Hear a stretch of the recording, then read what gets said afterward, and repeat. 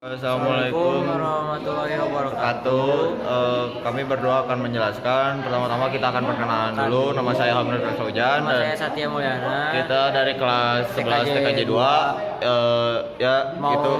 ngerjain tugas tentang KD 1 dan KD 2. Dari Pak Eka. Ya, oke. Warahmatullahi wabarakatuh. Saya Satya akan menjelaskan tentang KD 3.1 menganalisis ragam aplikasi komunikasi data, yaitu pengertian komunikasi data dulu. Jadi komunikasi data merupakan bentuk komunikasi yang secara khusus berkaitan dengan transmisi atau pemindahan data untuk komputer-komputer dengan piranti-piranti yang lain dalam bentuk data digital yang dikirimkan melalui media komunikasi data. Nah, sekarang saya akan menjelaskan komunikasi data simplex satu arah. B. Data hub duplex dua arah bergantian seperti ini. Dan komunikasi data full duplex dua arah yang bisa bersamaan seperti ini. Oke. Komponen komunikasi data pengirim adalah piranti yang mengirim data berupa komputer, alat lainnya yang berupa handphone, seperti handphone, video kamera dan lainnya yang sejenis. Pesan atau data adalah informasi yang akan dipindahkan, bisa berupa apa saja, teks, angka, gambar, suara, video, atau kombinasi dari semuanya. Media pengiriman. Saya akan menjelaskan media pengiriman adalah media atau saluran yang digunakan untuk mengirim data, bisa berupa kabel, cahaya, maupun gelombang magnetik. Protokol. Saya akan menjelaskan protokol adalah aturan-aturan yang harus disepakati oleh dua atau lebih alat untuk dapat saling berkomunikasi. Tanpa protokol, dua alat atau lebih mungkin saja bisa saling terhubung tetapi tidak dapat berkomunikasi, sehingga message yang dikirim tidak akan diterima oleh alat yang dituju.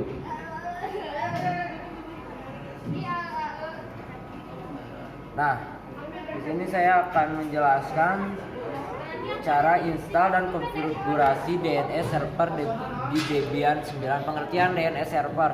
DNS server adalah sebuah layanan untuk menyediakan penerimaan alat IP menjadi nama yang lebih mudah diingat. DNS menyediakan penerjemahan dua arah dari IP menjadi nama atau dari nama menjadi IP. DNS perjalanan di 53. Dia juga terhubung dengan layanan DNS lainnya. DNS bekerja secara hierarki, di mana tingkat-tingkat DNS saling berkaitan dengan lainnya. Langkah-langkah pertama, bukalah Orange VM VirtualBox seperti ini.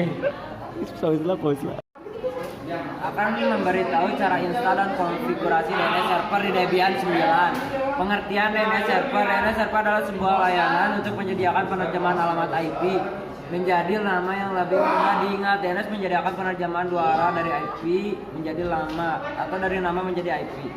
Langkah pertama, bukalah Oracle VM VirtualBox seperti ini.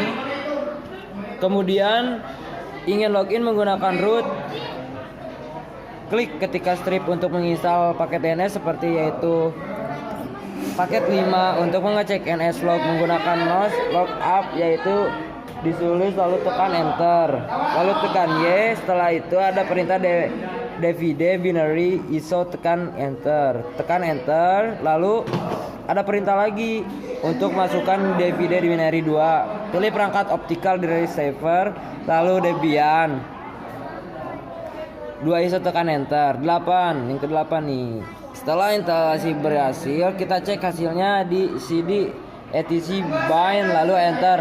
9, lalu ketik edit file yang bernama nano.conf, lalu tekan enter.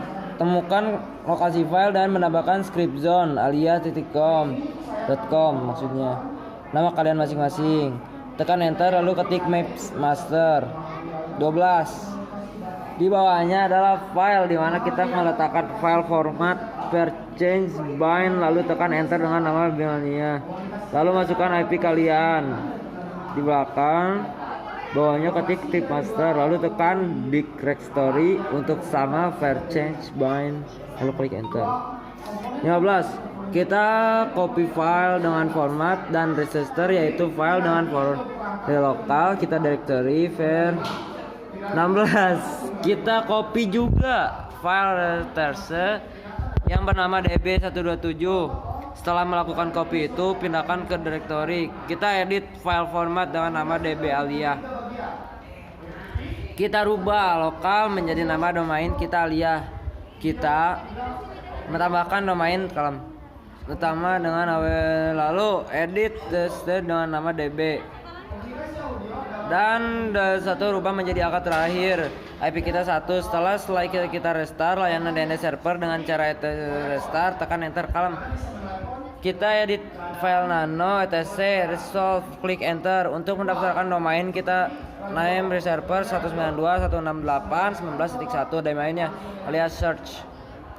Ketika sudah berhasil, kita jangan lupa menambahkan subdomainnya, yaitu ketik lagi format Delia, tambahkan subdomain tkj in 92.116.19.1 dan tambahkan juga keadaan in a 30.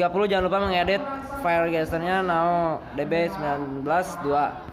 Kita tambahkan lagi satu PTR, yaitu Scandalia. Kita cek client apakah DNS-nya sudah berhasil. 33 nih. Jangan lupa untuk merestart layanan bind 9 lagi, yaitu setelah kita buka CMD, kita lakukan dengan ns lookup alia.com dan lalu lookup scandalia.com, ketik ns lookup 19.2.16.8.19.1. Kita cek juga menggunakan pingalia.com. Jika muncul reply, maka sudah berhasil. Kita juga di Debian di galia.com. Ya, Assalamualaikum warahmatullahi wabarakatuh. Saya Ilham akan menjelaskan Radet 3.2 menganalisa berbagai standar komunikasi data sambil menjelaskan sambil berkeliling.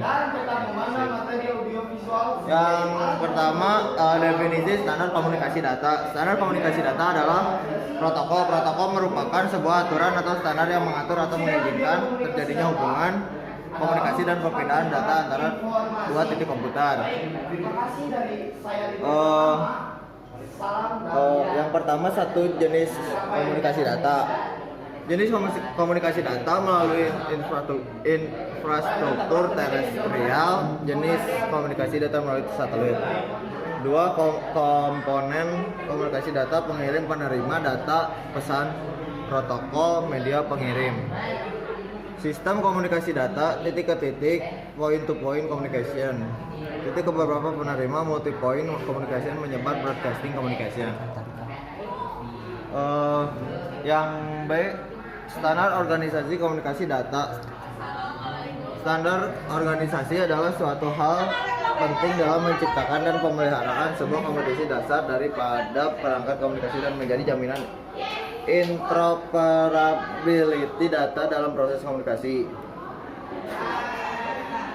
Contohnya seperti ini ya guys ya. Ada dua, International Telecommunication Union atau disingkat ITU. Ya udah. Satu lagi ini ISO, International Organization for Standardization. Udah itu. Satu lagi American National Standard Institute ANSI. Ini seperti ini lambangnya ya guys ya. Yang selanjutnya EIA, Electronic Industries Association. Nah ini. Selanjutnya Institute of Electrical and Electronic Engineers, IEEE. Nah, kita selanjutnya C, OSI layer. OSI adalah standar komunikasi yang ada di dalam jaringan komputer itu sendiri. Oleh karena itu, semua alat komunikasi saling berkomunikasi melalui jaringan. OSI dibuat ISO tahun 1977 di Eropa.